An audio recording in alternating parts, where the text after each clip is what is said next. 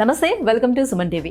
మన మెదడు రోజుకి లక్షల నిర్ణయాలు తీసుకుంటూ ఉంటుంది. మనం నడవడం, మాట్లాడడం, పరిగెత్తడం, నవ్వడం, ఇలా అనేక రకాల పనుల వెనుక మన నరాల వ్యవస్థ అనేది ఒకటి పనిచేస్తూ ఉంటుంది. మన మెదడుకి ప్రసరించేటువంటి రక్త ప్రసరణలో ఏమైనా అడ్డంకులు ఏర్పడినప్పుడు ఒక్క నిమిషంలో మన జీవితం తలకిందులైపోతుంది. దాన్ని బ్రెయిన్ స్ట్రోక్ గా మనం పిలుస్తూ ఉంటాం. సో బ్రెయిన్ స్ట్రోక్ అనేది ఎవరిలో ఎక్కువగా మనం చూస్తున్నాం. సో ఎందుకు ఇటీవల కాలంలో ఎక్కువ అవుతుంది, దీనికి ఎలాంటి ప్రికాషన్స్ తీసుకోవాలి, ఎటువంటి ట్రీట్మెంట్స్ మనకి నవ్వడేస్ అందుబాటులోకి వచ్చాయి, ఈ విషయాలన్నీ తెలియజేసేందుకు మనతో పాటు ఉన్నారు సాయి దీప హాస్పిటల్స్ చందానగర్ నుంచి న్యూరో ఫిజిషియన్ డాక్టర్ దీపారెడ్డి గారు.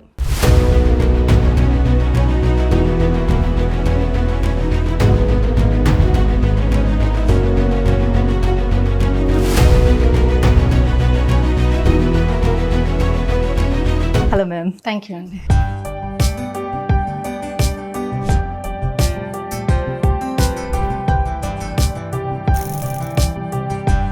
బ్రెయిన్ స్ట్రోక్ ఈ మధ్యకాలం కొంచెం ఎక్కువగా పెరుగుతూ వస్తున్నాయి ఈ కేసెస్ అన్ని కూడా. ఎందుకు ఇలా పెరుగుతుంది? అసలు బ్రెయిన్ స్ట్రోక్ అంటే ఏంటి? స్ట్రోక్ అంటే చాలా మంది యాక్చువల్లీ హార్ట్ అటాక్ అనుకుంటుంటారు. నిజానికి స్ట్రోక్ అనేది బ్రెయిన్ స్ట్రోక్. హార్ట్ అటాక్ అనేది ఎంత మెడికల్ ఎమర్జెన్సీ, ఎంత ఇంపార్టెంటో బ్రెయిన్ స్ట్రోక్ కూడా అంతే ఇంపార్టెంట్, అంత మెడికల్ ఎమర్జెన్సీ. కాబట్టి దీనికి కూడా బ్రెయిన్ అటాక్ అనే పేరు పెట్టారు. యాక్చువల్లీ స్టాటిస్టిక్స్ విషయానికి వస్తే ప్రతి నలుగురిలోనూ ఒక్కరికి స్ట్రోక్ వచ్చే అవకాశం ఉంటుంది జీవితకాలంలో. అండ్ మీకు తెలుసో లేదు, స్ట్రోక్ అనేది second leading cause of death. అంటే ప్రపంచవ్యాప్తంగా మరణాల సంఖ్యలో వ్యాధుల వల్ల రెండవ స్థానం స్ట్రోక్ది. ఫస్ట్ స్థానం heart attack, ischaemic heart disease అంటాం. సో రెండవ స్థానం స్ట్రోక్ది. దీన్ని బట్టి మీరు అర్థం చేసుకోవాలి స్ట్రోక్ అనేది ఎంత important. And sixth leading cause of disability. Of course heart attack అన్న డిజేబిలిటీ కాజ్ చేయకపోవచ్చు. డిజేబిలిటీ అంటే ఫిజికలీ హ్యాండిక్యాప్డ్ అవ్వడం. బట్ ఒక్కసారి స్ట్రోక్ బారిన పడితే లైఫ్ లాంగ్ ఫిజికలీ హ్యాండిక్యాప్డ్ అయ్యే ఛాన్సెస్ ఉంటుంది. సో ఇప్పుడు హార్ట్ అటాక్ వచ్చే ముందు కూడా వాళ్ళకి కొన్ని రకాల, అందులో బ్లాక్స్ ఏర్పడేటప్పుడు కూడా కొన్ని రకాల సిమ్టమ్స్ అనేది వాళ్ళకి తెలుస్తుంది, సో ఇస్తుంది బాడీ. సో అలాగే స్ట్రోక్ కూడా ఎనీ సిమ్టమ్స్ ఇస్తుందా? దాన్ని రికగ్నైజ్ చేయగలుగుతున్నారా, లేకపోతే చేయలేకపోవడం వల్ల ఈ కేసెస్ ఎక్కువగా పెరుగుతుందా? ఎగ్జాక్ట్లీ. స్ట్రోక్ అవేర్నెస్ ఇంకా చాలా మందికి రావాలండి. అసలు స్ట్రోక్ సిమ్టమ్స్ని అందుకని మేము ఒక యాక్రోనిమ్ క్రియేట్ చేసాం. దాన్ని బీ ఫాస్ట్ అంటాం. ఓకే. సో దాన్ని ఎంత ఫాస్ట్గా గుర్తించాలి, అంతే ఫాస్ట్గా ఎమర్జెన్సీ ట్రీట్మెంట్ తీసుకోవాలి. బీ ఫాస్ట్ అంటే BEFAST. So B for balance, సడన్గా బ్యాలెన్స్ తప్పడం. ఈ స్టాండ్స్ ఫర్ ఐ, కంటి చూపు మందగించడం. ఎఫ్ అంటే ఫేస్ ఒక సైడ్కి లాగడం. ఏ అంటే ఆర్మ్, అంటే ఒక సైడ్ చేయి కానీ కాలు కానీ పని చేయకుండా పోవడం, లేకపోతే వన్ సైడ్ తిమ్మిర్లు రావడం. ఎస్ అంటే స్పీచ్, మాట తడబడ్డం. T stands for time to call emergency. So ఈ సిమ్టమ్స్ మీలో కానీ మీ ఫ్యామిలీ మెంబర్స్లో ఎవరికన్నా కానీ మీ near and dear sudden changes కనబడ్డాయి అనుకోండి, it is stroke. You have to call ambulance emergency and you have to rush to the hospital. కానీ కొంతమందికి రేర్గా ఈ సిమ్టమ్స్ సడన్గా కాకుండా ప్రోగ్రెసివ్గా, అంటే ఓవర్ పీరియడ్ ఆఫ్ ఒక రోజులో కానీ 2 రోజుల్లో కూడా వచ్చే అవకాశం ఉంటుంది. బట్ ఇది కూడా స్ట్రోక్ లక్షణాలని గుర్తించాలి. అండ్ ఇంకొకటి ఏంటంటే mini stroke or TIA, transient ischaemic attacks అంటాం. ఇదేంటంటే స్ట్రోక్ లానే సేమ్ నేను ఇందాక చెప్పిన సిమ్టమ్స్ అన్నీ ఉంటాయి, కానీ తాత్కాలికంగా. ట్రాన్సియంట్ అంటే టెంపరీ, జస్ట్ ఫ్యూ సెకండ్స్ కానీ ఫ్యూ మినిట్స్ కానీ లేదా ఫ్యూ అవర్స్ వచ్చి మళ్ళీ దానికదా రికవరీ అయిపోతుంటుంది. దీన్ని TIAs అంటాం. బట్ ఇది వార్నింగ్ సైన్. మీ బ్రెయిన్ మీ బాడీకి వార్నింగ్ బెల్ ఇచ్చినట్టే. So you have to consider this symptoms are warning. So మళ్ళీ ఇమీడియట్గా హాస్పిటల్కి వెళ్ళి న్యూరాలజిస్ట్కి చూయించుకొని తగిన టెస్ట్లు చేసుకొని టాబ్లెట్స్ వాడితే స్ట్రోక్ రాకుండా మనం ప్రివెంట్ చేయొచ్చు. అంటే జనరల్లీ కొంచెం సిమ్టమ్స్ ఇస్తూ మళ్ళీ తగ్గిపోతుండేటప్పుడు నెగ్లెక్ట్ చేస్తారు కదా, అయ్యా వచ్చింది మళ్ళీ తగ్గిపోయింది, నార్మల్ గా ఉన్నాను అని అనుకుంటారు. విత్ ఇన్ 24 నో టైం 24 కానీ 48 hours లో కానీ మీకు మేజర్ స్ట్రోక్ వచ్చే ఛాన్స్ ఉంటుంది. So better to go for prevention rather than cure అంటాం. ఏ వయసు వారిలో ఎక్కువగా మనం చూడొచ్చు అంటారు? ఇంతకు ముందు అంటే హార్ట్ అటాక్ కూడా అలానే చెప్పేవారు, ఒక 40 above 50 above తర్వాత వచ్చేది అని. బట్ ఇప్పుడు మనం 20 years కూడా చూస్తున్నాం. అలాగే బ్రెయిన్ స్ట్రోక్ కూడా అలానే ఉంటుందా? దాన్ని స్ట్రోక్ ఇన్ యంగ్ అంటాం. So usually stroke is common in more than 40 years. But 40 years కంటే పైబడక ముందే వచ్చే స్ట్రోక్ని స్ట్రోక్ ఇన్ యంగ్ అంటాము. దానికి కారణాలు జెనెటికల్ కాజెస్. లైక్ కొంతమందికి బ్రెయిన్లో బ్లడ్ వెజల్స్లో clotting tendencies, genetically procoagulant states అని ఉంటాయి. సో బ్లడ్ ఆటోమేటిక్గా ఎక్కువ చిక్కబడిపోయి దానికదే రక్తం గడ్డకట్టుకుపోయి స్ట్రోక్స్ అనేవి వస్తుంటాయి. ఇంకా కొన్ని కారణాలు లైక్ స్ట్రోక్ ఇన్ యంగ్కి అబ్నార్మల్ వాస్కులర్ ఫార్మేషన్స్, అంటే బ్రెయిన్కి సప్లై చేసే బ్లడ్ వెజల్స్ పుట్టుకతోనే నార్మల్గా కాకుండా అబ్నార్మల్గా ఉండడం. వాటిని ఏవి మాల్ఫార్మేషన్స్, అన్యూరిజమ్స్ అంటుంటాం. అండ్ ఇంకొక మెయిన్ రీజన్ ఏంటి స్ట్రోక్ అంటే మైగ్రేన్. స్ట్రోక్ ఇన్కి మైగ్రేన్ కూడా ఒక కారణం. Migraine will lead to complicated migraine and it will lead to hemiplegic migraine. ఇది చాలా మందికి తెలియదు. So we shouldn't neglect even migraine also. ఇప్పుడు మైగ్రేన్ చాలా మందిలోనే చాలా చూస్తున్నాం, frequent. చిన్న పిల్లల దగ్గర నుంచి స్టార్ట్ అవుతుంది మైగ్రేన్ అనేది. ఎగ్జాక్ట్లీ అంటే మైగ్రేన్ ఉన్న అందరూ భయపడాలని కాదు, but still that is also a factor. Right. So మరి ఇప్పుడు సాధారణంగా మనకి బ్రెయిన్ స్ట్రోక్ వచ్చింది అని అంటే ఎక్కువ మంది వెంటనే చనిపోతారని అనుకోరు, కాకపోతే మన అవయవాలు అన్నీ కూడా దెబ్బతింటాయి. సో నడక కూడా రాదు, మాట రాదు, సో ఈ ప్రాబ్లమ్స్ అన్నీ వస్తాయని అనుకుంటారు. బట్ మీరు ఏదైతే చెప్తున్నారో ఎన్ని అవర్స్ లోపల మనం ఒకవేళ హాస్పిటల్కి వెళ్తే వీటి నుంచి కూడా తప్పించుకునే అవకాశం ఉంటుంది వాళ్ళకి? ఎస్ ఎగ్జాక్ట్లీ, అంటే గోల్డెన్ పీరియడ్ అని 4.5 hours అని అంటాము, బట్ అప్పటిదాకా వెయిట్ చేయలేము. So as soon as possible ASAP within an hour వెళ్తారా, 1.5 hour వెళ్తారా, ఎంత తొందరగా రీచ్ అయితే అంత బెటర్. బట్ 4.5 hours అనేది గోల్డెన్ పీరియడ్ అని ఎందుకంటామంటే అంతకు మించిన ఆ పీరియడ్ దాటిన తర్వాత ఒక క్లాట్ బస్టర్ ఇంజెక్షన్ ఇవ్వలేము. ఇస్తే కొన్ని సైడ్ ఎఫెక్ట్స్ వస్తాయి కాబట్టి విత్ ఇన్ 4.5 hours మనం ట్రీట్మెంట్ అందించుకుంటే బెటర్. సో దానికి సంబంధించిన ఇంజెక్షన్ అనేటివి రీసెంట్గా చాలా గైడ్లైన్స్ చెప్తున్నారు. ఆల్టిప్లేస్, టినెక్టప్లేస్, రకరకాల ఇంజెక్షన్స్ ఉంటున్నాయి. So recognise your stroke fast and be fast. So injection తీసుకుంటే మళ్ళీ నార్మల్ అయిపోతారంటారా? ఇట్ డిపెండ్స్ అగైన్, అంటే స్ట్రోక్ ఎంత పెద్దది, ఏ ప్లేస్లో వచ్చింది, ఏ ఏజ్ గ్రూప్లో వచ్చింది, వాళ్ళకి ఇంకేమైనా రిస్క్ ఫ్యాక్టర్స్ ఉన్నాయా, సో వీటిని బట్టి రికవరీ అనేది ఉంటుంది. ఓకే, అంటే కొంతమంది కంప్లీట్లీ ఇంజెక్షన్ ఇచ్చిన విత్ ఇన్ 1/2 hour 1 hour కూడా కంప్లీట్ 100% రికవరీ వస్తుంది. కొంతమందికి 30%, 50%, 60%, ఇట్ డిపెండ్స్ అపాన్ నేను అన్నట్టు అదర్ రిస్క్ ఫ్యాక్టర్స్ కానివ్వండి, ఏజ్ కానివ్వండి, అట్ విచ్ డ్యూరేషన్, ఎంత ఫాస్ట్గా ఇచ్చాం, ఎంత అర్లీగా ఇచ్చాం ఇంజెక్షన్ అన్న దాన్ని బట్టి పోస్ట్ రికవరీ స్టేటస్ ఉంటుంది. సరే, ఒక్కసారి వచ్చింది స్ట్రోక్, వాళ్ళు ట్రీట్మెంట్ తీసుకున్నారు ప్రాపర్గా, మీరు అన్నట్టుగానే గోల్డెన్ అవర్లో వచ్చారు, ట్రీట్మెంట్ తీసుకున్నారు. సో ఒక్కసారి వచ్చినటువంటి స్ట్రోక్ మళ్ళీ మళ్ళీ రావడానికి కూడా ఛాన్స్ ఉంటుందా? ఎగ్జాక్ట్లీ, స్ట్రోక్కి రిస్క్ ఫ్యాక్టర్స్ అనేవి కొన్ని ఉంటాయి, మనం డిస్కస్ చేద్దాం అది. సో స్ట్రోకే రిస్క్ ఫ్యాక్టర్. ఓకే, ఆల్రెడీ ఒక్కసారి వచ్చిన వాళ్ళకి స్ట్రోక్ మళ్ళీ ఈజీగా సెకండ్ స్ట్రోక్ వచ్చే ఛాన్సెస్ ఉంటుంది. సో ఈ క్లాట్ బస్టర్ ఇంజెక్షన్ తీసుకున్నాం, నేను 100% రికవర్ అయిపోయాను, ఇంకా ఏం ట్రీట్మెంట్ అవసరం లేదనుకుంటే మీరు పప్పులో కాలేసినట్టే. సో లైఫ్ లాంగ్ షుగర్కి, బీపీకి ఎలా లైఫ్ లాంగ్ మెడిసిన్స్ వాడతామో, ఒక్కసారి స్ట్రోక్ బారిన పడిన వాళ్ళు జీవితకాలం టాబ్లెట్స్, బ్లడ్ థిన్నర్స్ అనేటివి వాడాల్సిందే. అంటే దాంట్లో మళ్ళీ ఇస్కిమిక్ స్ట్రోక్ వాళ్ళ గురించి మాత్రం నేను చెప్తున్నాను. సో జీవితకాలం వాడకపోతే మళ్ళీ వాళ్ళు రెండోసారి స్ట్రోక్ బారిన పడే అవకాశాలు చాలా చాలా ఎక్కువగా ఉంటాయి. సో స్ట్రెస్కి స్ట్రోక్కి ఉన్నటువంటి సంబంధం? Stress can cause any kind of disorder, stroke నిమిత్తం కాదు. ఓకే, స్ట్రెస్ అనేది ఎలా స్ట్రోక్కి లీడ్ చేస్తుందో నేను చెప్తాను. స్ట్రెస్ వల్ల మనకు ఫస్ట్ కార్టిసోల్ హార్మోన్స్ ఇంక్రీజ్ అవుతాయి. ఆ కార్టిసోల్ హార్మోన్స్ వల్ల మనకి లోపల బ్లడ్ ప్రెషర్ పెరిగే అవకాశం ఉంటుంది, డయాబెటీస్ రిస్క్ ఎక్కువ ఉంటుంది, ఇన్ టర్న్ వెజల్స్ నారో అవ్వడం, అందులో కొలెస్ట్రాల్ డిపాజిషన్ అవ్వడం, ఇంకా దాని తర్వాత క్లాట్ ఫార్మేషన్, లేదా ఓవర్ స్ట్రెస్ అయినప్పుడు సడన్ బ్లడ్ ప్రెషర్ పెరిగినప్పుడు బ్లడ్ వెజల్ బర్స్ట్ అయ్యి బ్లీడ్ అయ్యే ఛాన్సెస్ కూడా ఉంటాయి. ఇంత జరుగుతుంది. సో జనరల్లీ స్ట్రెస్ అనేది అందరికీ కామన్గా ఈ రోజు అయిపోయింది కాబట్టి దాన్ని పెద్ద దీనిగా తీసుకోవటం లేదు ఎవరు కూడా. We have to manage the stress. Meditation కావచ్చు, whatever, stress is the most important risk factor for any kind of disease. Ma'am, ఈ స్ట్రోక్కి రిస్క్ ఫ్యాక్టర్స్ ఏముంటాయి? ఫస్ట్ రిస్క్ ఫ్యాక్టర్స్లో diabetes, sugar, uncontrollable sugar, hypertension, high blood pressure, high cholesterol levels, cigarette smoking, alcohol consumption, sedentary lifestyle, అంటే ఎక్కువ శాతం కూర్చొని work చేసే వాళ్ళకి, ఎక్సర్సైజ్, బాడీకి ఎక్సర్సైజ్ లేని వాళ్ళు, and stress, high stress levels, ఇవన్నీ కూడాను స్ట్రోక్కి రిస్క్ ఫ్యాక్టర్స్ అనమాట. ఒబెసిటీ, ఉబకాయం, ఇవన్నీ వీటన్నిటిని మనం మాడిఫైబుల్ రిస్క్ ఫ్యాక్టర్స్ అంటాం. మాడిఫైబుల్ అంటే మన కంట్రోల్లో ఉండేవి, వీ కెన్ మాడిఫై దెమ్. అంటే మనం టాబ్లెట్స్ వేసుకోకపోతే అన్కంట్రోల్డ్ అయితే, టాబ్లెట్స్ వేసుకుంటే కంట్రోల్డ్ అవుతాయి. They are in our hands. Okay, and ఒక్కటి నాన్ మాడిఫైబుల్, ఎవరి చేతుల్లో, మన చేతుల్లో లేనిది కూడా ఒక నాన్ మాడిఫైబుల్ రిస్క్ ఫ్యాక్టర్స్ ఉంది, అదే ఏజ్ పెరిగే కొద్దీ స్ట్రోక్ రిస్క్ పర్సంటేజ్ కూడా అలానే పెరుగుతుంటుంది. కాకపోతే ఈ మధ్య కాలంలో మనం ఈవెన్ లెస్ దాన్, అంటే 40 సంవత్సరాల లోపల వాళ్ళకు కూడా స్ట్రోక్ చూస్తున్నాం. వాళ్ళ కారణాలు డిఫరెంట్ ఉంటుంది. సో ఇప్పుడు హెరిడిటరీగా ఉన్నది కాకుండా ఇంకా చాలా మందికి బీపీ ఉన్న వాళ్ళల్లోనే స్ట్రోక్ రావడానికి ఎక్కువ అవకాశం ఉంటుంది, మిగతా వాళ్ళకి అంత పెద్ద ప్రమాదం ఏమీ లేదు అని అనుకుంటారు. ఎంతవరకు వాస్తవం? కరెక్ట్. యాక్చువల్లీ స్ట్రోక్కి గల risk factors usually diabetes, hyper tension stands first.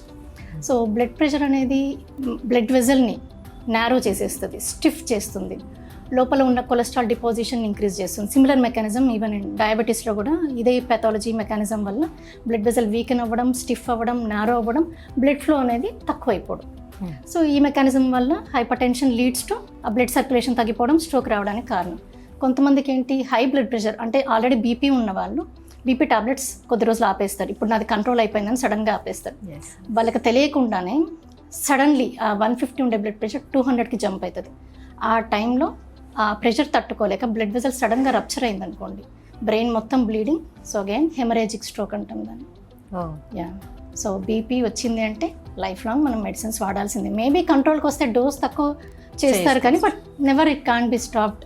So gender వైజ్గా చూసుకునేటప్పుడు మేల్ అండ్ ఫీమేల్స్లోని ఎవరికి ఎక్కువగా స్ట్రోక్ వచ్చే ఛాన్స్ ఉంటుంది?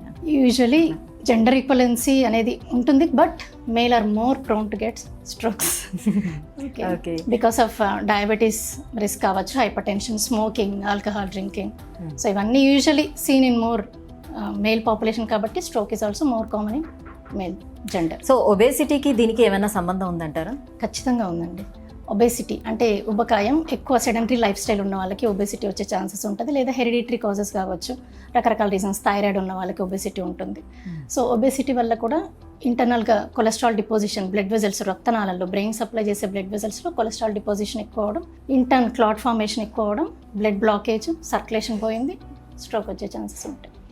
Obesity, stress, diabetes, hypertension, smoking, alcohol consumption, stress, everything. Ma'am, so గతంతో పోల్చుకున్నట్లయితే ట్రీట్మెంట్ విధానంలోనే నవడేస్ ఎలాంటి మార్పులు చోటు చేసుకున్నాయి? ట్రీట్మెంట్స్ అనేవి ఇంకా ఎంత బెటర్ అయ్యాయి? Actually we are neurologist, as a neurologist I'm feeling little happier nowadays because చాలా మందికి అవేర్నెస్ వచ్చింది. ముందు అసలు స్ట్రోక్ అంటే అవేర్నెస్ ఉండేది కాదు. ఇప్పుడు పేషెంట్సే వచ్చి మేడం మాకు టైం అయిపోతుంది, ఇంజెక్షన్ ఇవ్వండి, అలా మాకు టైం ఉంది కదా ఇంకా అని ఆ అవేర్నెస్ అయితే వచ్చిందని వీఆర్ హ్యాపీ. బట్ అంటే మనకు వచ్చిన అడ్వాన్స్ ట్రీట్మెంట్ చాలామంది జనాల్లోకి ఇంకా చేరలేదు. అందుకే stroke awareness, world stroke awareness day అని కూడా స్టార్ట్ చేసాం. October 29th of every year we celebrate stroke awareness day, public అవగాహన పెంచడానికి. సో 2 రకాల స్ట్రోక్స్ ఉంటాయి actually, ischaemic stroke, haemorrhagic stroke. Ischaemic stroke అనేది more than 85% causes for stroke, haemorrhagic stroke 15%. So ఆ clot buster ఇమీడియట్గా ఇచ్చే injection usually ischaemic స్ట్రోక్లో చేస్తాం. And 4.5 hours లోపు ఈ ఇంజెక్షన్ తీసుకుంటే గోల్డెన్ పీరియడ్ అండ్ రిజల్ట్ బాగుంటుంది. And followed by blood thinners, life long blood thinners. And ఇంకా కొన్ని అంటే ఫాలోడ్ బై మనం ఈ ఎమర్జెన్సీ ట్రీట్మెంట్ అయిపోయాక ఇంకొన్ని ఇన్వెస్టిగేషన్స్ చేస్తాం, లైక్ ఎంఆర్ యాంజియోగ్రామ్. అంటే లోపల ఇంటర్నల్గా బ్లడ్ వెజల్స్ ఏదైనా బ్లాకేజ్ ఉంటే వితిన్ 24 hours మనం థ్రాంబెక్టమీ ఎలాంటి ప్రొసీజర్స్ కూడా చేసుకునేది ఉంటుంది. అండ్ కెరోటిడ్స్, బ్రెయిన్కి బ్లడ్ సప్లై చేసి ఇంకొక వెజల్స్ ఇక్కడ నెక్ దగ్గర ఉంటాయి, దాంట్లో 50 to 99% బ్లాకేజ్ ఉందనుకోండి, స్టెంటింగ్ అంటే హార్ట్ వెజల్స్కి ఎలా మనం స్టెంట్ వేస్తాం అలానే carotid brain related blood vessels కూడా స్టెంటింగ్ అనే ప్రొసీజర్ ఉంటుంది. అది కూడా next step of treatment. So చాలా ట్రీట్మెంట్స్ అయితే అందుబాటులోకి వచ్చాయి కాబట్టి సో ఎవరు కూడా భయపడాల్సిన నెసిటీ అయితే లేదు, బట్ కేర్ఫుల్ గా ఉండాలి. రైట్. సో కుటుంబ సభ్యులు ఫస్ట్ ఆఫ్ ఆల్ ఇలా స్ట్రోక్ వచ్చిన వాళ్ళు కుటుంబ సభ్యులు ఎవరైతే ఉంటారో ఫస్ట్ ప్రికాషన్స్ వాళ్ళు ఏం తీసుకోవాలి? చాలా మంది కూడా డిలే అవ్వడానికి రీజన్స్, ఒకవేళ కళ్ళు తిరుగుతున్నాయి, సో వట్టిగో అయి ఉంటుంది, సో దానికి సంబంధించిన టాబ్లెట్స్ ఇచ్చేయడం, ఇంట్లో పడుకోబెట్టడం లాంటివి చేస్తారు. లేకపోతే బ్రెయిన్ తలనొప్పి వస్తుంది, సో దానికి సంబంధించిన ఏదో ఒక టాబ్లెట్ ఇచ్చి ఇంట్లో ఉంచేస్తూ ఉంటారు. సో అలాంటి విషయంలో వాళ్ళు ఎలాంటి కేర్ తీసుకోవాలి? ఎగ్జాక్ట్లీ. అంటే ఇప్పుడు మనం ఫస్ట్లో డిస్కస్ చేసాం బీ ఫాస్ట్ సిమ్టమ్స్ అని. అంటే ఇవి only most common stroke symptoms. ఈ సిమ్టమ్స్ కాకుండా ఇంకా స్ట్రోక్ ప్రెజెంటేషన్ అయ్యే సిమ్టమ్స్ చాలా ఉంటాయి. లైక్ మీరు అన్నట్టు వర్టిగో కూడా సెంట్రల్ వర్టిగో, అది కూడా బ్రెయిన్లో బ్యాక్ సైడ్ సెరిబెల్లం అనే పార్ట్లో ఏదైనా క్లాట్ అయితే సివియర్ వర్టిగో, వామిటింగ్స్, హెడేక్స్తో ప్రెజెంట్ అవుతారు. That is also one of the stroke symptoms. So మీరు అన్నట్టు over precaution is better. So ఇప్పుడు ట్రీట్మెంట్లో భాగంగా ఇచ్చేటువంటి థెరపీస్, సో ఎలాంటి థెరపీస్ ఇస్తారు, దానివల్ల ఎలాంటి యూజ్ ఉంటుంది? హెమరేజిక్ స్ట్రోక్ అయితే బ్లడ్ ప్రెషర్ కంట్రోల్లో ఉండాలి. హెమరేజిక్ స్ట్రోక్కి one and only the reason is hypertension, but some other reasons కూడా ఉంటాయి. Aneurysms, abnormal blood vessel formation, rupture అవ్వడం, వాటికి మనం ఏం చేయలేం. అవి రప్చర్ అయిన తర్వాతనే మనకు తెలుస్తాయి అలాంటివి ఉన్నాయని. సో ప్రికాషనరీ ఏం సిమ్టమ్స్ కూడా ఉండవు. So blood pressure, high blood ప్రెషర్ని ఎప్పుడు కంట్రోల్లో ఉంచుకోవాలి. హెమరేజిక్ స్ట్రోక్కి అదొకటి ప్రివెన్షన్. అండ్ స్మోకింగ్, ఎందుకంటే smoking increases blood pressure further, ఇంకా ఇంక్రీజ్ చేస్తుంది smoking. And over alcohol consumption, stress తగ్గించుకోవాలి, సెడెంటరీ లైఫ్ స్టైల్ ఉండకూడదు, ఒబేసిటీ ఉండకూడదు, కొలెస్ట్రాల్ లెవెల్స్ కంట్రోల్లో ఉంచుకోవాలి. అండ్ ఇస్కెమిక్ స్ట్రోక్ విషయానికి వస్తే రిస్క్ ఫ్యాక్టర్స్ ఏమన్నా ఉన్నాయనుకోండి, డయాబెటీస్, హైపర్ టెన్షన్, అవన్నీ రెగ్యులర్ కంట్రోల్లో ఉంచుకోవాలి, so that we can prevent first stroke. But already ఒక్కసారి స్ట్రోక్ వచ్చిందంటే కంపల్సరీ అక్యూట్ మేనేజ్మెంట్ ట్రీట్మెంట్ అయిపోయాక next life long blood thinners వాడడం, రెగ్యులర్ డాక్టర్ విజిట్స్, ఫాలోఅప్స్ ఉండాలి. ఎందుకంటే మధ్యలో కంప్లీట్ నార్మల్ అయిపోయిందని వాళ్ళు బ్లడ్ థిన్నర్స్ ఆపేసే ఛాన్సెస్ ఉంటాయి. And stress management, control of smoking, alcohol consumption. అంటే ఇప్పుడు మాట వాళ్ళకి పోయింది అనుకోండి, సో ఈ థెరపీస్ వల్ల మళ్ళీ తిరిగి వచ్చే ఛాన్స్ ఉంటుంది. సో ఫస్ట్ అక్యూట్ ట్రీట్మెంట్ అయిపోయాక in hospital depending upon patient condition 5 days 7 days post discharge, post stroke rehabilitation, it is very very very important. First golden period మనం 4.5 hours ఎలా స్ట్రోక్కి ట్రీట్మెంట్కి 4.5 hours golden period, stroke treatment అయిపోయాక first 3 months అంతే golden period. అంటే కొంతమంది అందరూ complete recovery అయిపోయిన పేషెంట్స్కి పోస్ట్ స్ట్రోక్ రిహాబిలిటేషన్ గురించి మాట్లాడరు. అంటే ఎవరైతే ఫుల్ ఫ్రెష్గా ఇంప్రూవ్ అవ్వలేదో వాళ్ళకి post stroke rehabilitation is very very important for first 3 months. అంటే ఫ్యామిలీ మెంబర్స్కి చెప్తున్నాను, మీ ఫ్యామిలీ మెంబర్కి, మీ బ్రదర్కా, మీ సిస్టర్కా, మీ వైఫ్, మీ హస్బెండ్, మీ మదర్, ఫాదర్ కానీ ఎవరికి స్ట్రోక్ వచ్చినా మీరు వాళ్ళకి ఆఫ్టర్ స్ట్రోక్ ఇవ్వగలిగేది only help is physiotherapy. So ఎంత మీరు మంచి ఫిజియోథెరపీ ఇవ్వగలిగితే అంత పేషెంట్కి బర్డన్ తగ్గుతుంది, యాజ్ అ కేర్ గివర్ మీ బర్డన్ కూడా తగ్గుతుంది. సో ఫిజియోథెరపీలో కూడా చాలా అడ్వాన్సెస్ వచ్చాయండి. అంటే లిమ్ ఫిజియోథెరపీ, చేయి కాలు పక్షవాతం వచ్చిందనుకో లిమ్ ఫిజియోథెరపీ చేపిస్తాం. లాంగ్వేజ్ డిస్టర్బెన్స్, స్పీచ్ డిస్టర్బెన్స్ వచ్చిందనుకోండి స్పీచ్ థెరపీ. అలా కాకుండా కాగ్నిషన్, జ్ఞాపక శక్తి పోవడం, ఇలాంటి బిహేవియరల్ ఇష్యూస్ ఉన్న వాళ్ళకి cognitive behavioural therapy. Okay. And advances, robotic advances వచ్చాయి. And TMS, trans magnetic stimulation. ఇప్పుడు ఫిజియోథెరపీ అంటే ఏంటి, మనం ఓన్లీ డ్యామేజ్డ్ బాడీ పార్ట్స్కి చేపిస్తాం. But TMS is directly damage brain టిష్యూని మనం స్టిమ్యులేట్ చేసిన కొత్త టెక్నాలజీ అనమాట. Even this is also available. So వంశపారపర్యంగా ఉండేటప్పుడు నెక్స్ట్ జనరేషన్ ఇలాంటివి ఫేస్ చేయకుండా ఉండేందుకు ఎలాంటి కేర్ తీసుకోవాలి? Exactly. Stroke runs in families, hereditary risk factors అనేది కంపల్సరీ ఉంటుంది. సో నెక్స్ట్ జనరేషన్స్ వాళ్ళు డయాబెటీస్కి, హైపర్ టెన్షన్ దేనివల్ల వస్తాయి ఇవి. First important thing is lifestyle. Lifestyle is very very important. అంటే regular workouts, balanced diet, cutting down smoking and alcohol consumption, stress management, ఇవన్నీ compulsory ఉండాలి. And frequent regular monitoring of, అంటే diabetes 3 months, every 3 months they have to go for checkup. Already ఫ్యామిలీలో ఎవరికైనా stroke ఉందంటే అంటే more often, ఏం లేవనుకోండి they can even go for 6 months intervals. But 3 months once checkup చేయించుకోవడం. Heart స్ట్రోక్కి like TMT, treadmill test ఇవన్నీ చేయించుకోవచ్చు. అంటే ఇప్పుడు హెల్తీగా ఉండడం అంటే ఇప్పుడు ఉన్న జనరేషన్ ఏదైతే ఉందో, సో వీళ్ళందరూ మంచిగా వర్కౌట్స్ చేసుకోవాలి, ఎక్సర్సైజ్ చేసుకోవాలి, బాడీ బిల్డింగ్ చేసుకోవాలి. సో ఈ క్రమంలో వాళ్ళు ప్రోటీన్ పౌడర్స్ ఎక్కువగా తీసుకోవడం లాంటిది జరుగుతూ ఉంటుంది. సో దానివల్ల కూడా బ్లడ్ థిక్నెస్ అనేది పెరుగుతుందా, దానివల్ల కాంప్లికేషన్స్ వచ్చే ఛాన్స్ ఉందా? ఎగ్జాక్ట్లీ. మేము ఎప్పుడు ప్రోటీన్ పౌడర్ సజెస్ట్ చేయము unless until they can't take orally. అంటే ఇప్పుడు కొంతమంది స్ట్రోక్ బారిన పడిన వాళ్ళు మింగడానికి ఇబ్బంది ఉంటుంది, వాళ్ళకి మనం ప్రోటీన్ పౌడర్స్ అయితే ఈజీగా కన్స్యూమ్ చేయగలరు కాబట్టి వాళ్ళకి లిక్విడ్ డైట్ అలాంటివి అలవాటు చేస్తాం. But when we are so healthy, ఇంత యంగ్, టీత్ బాగున్నాయి, అన్నీ బాగున్నాయి, we have lot of natural protein diet, why to go for protein powders? Any artificial thing మనం నమ్మని. ఒక టాబ్లెట్ అడ్వైస్ చేస్తేనే డౌట్ పడతారు దీనికి సైడ్ ఎఫెక్ట్స్ ఉండవని. Then how can you take the protein powders? దాని గురించి కూడా మనం ఎంతో రీసెర్చ్ చేయాలో ఆలోచించాలి. So protein diet vegetarian, non vegetarian అన్నిట్లోనూ లక్షణంగా హై ప్రోటీన్ డైట్స్ ఉన్నాయి. You can consume balanced high protein diet, లో కార్బోహైడ్రేట్ అండ్ లో ఫ్యాటీ డైట్. సో స్ట్రోక్ వచ్చిన వాళ్ళు రాకుండా ఉండేందుకు కూడా డైట్ విషయంలో కూడా ఎలాంటి జాగ్రత్తలు పాటించాల్సి ఉంటుంది? లెస్ అంటే మిల్లెట్స్ ఎక్కువ ఇంక్లూడ్ చేసుకోవాలి. డయాబెటీస్ కంట్రోల్గా ఉండాలి అంటే మనకి కార్బోహైడ్రేట్ తగ్గించి, అంటే మరీ స్టాప్ చేయకూడదు. సో ఆ కార్బోహైడ్రేట్ తక్కువ, వాటిని మిల్లెట్స్తో రీప్లేస్ చేసుకోవాలి. బ్రౌన్ రైస్, ఇవన్నీ సజ్జలు అవి ఇవి ఉంటాయి కదా, మిల్లెట్స్ తీసుకోవడం. And fresh fruits and vegetables, any kind of fresh fruits and vegetables. కాకపోతే కొన్ని డయాబెటీస్లో కొన్ని అవాయిడ్ చేయమంటాం, లైక్ ఎక్కువ కార్బోహైడ్రేట్, స్టార్చ్ కంటెంట్ ఉన్న పొటాటో లాంటివి.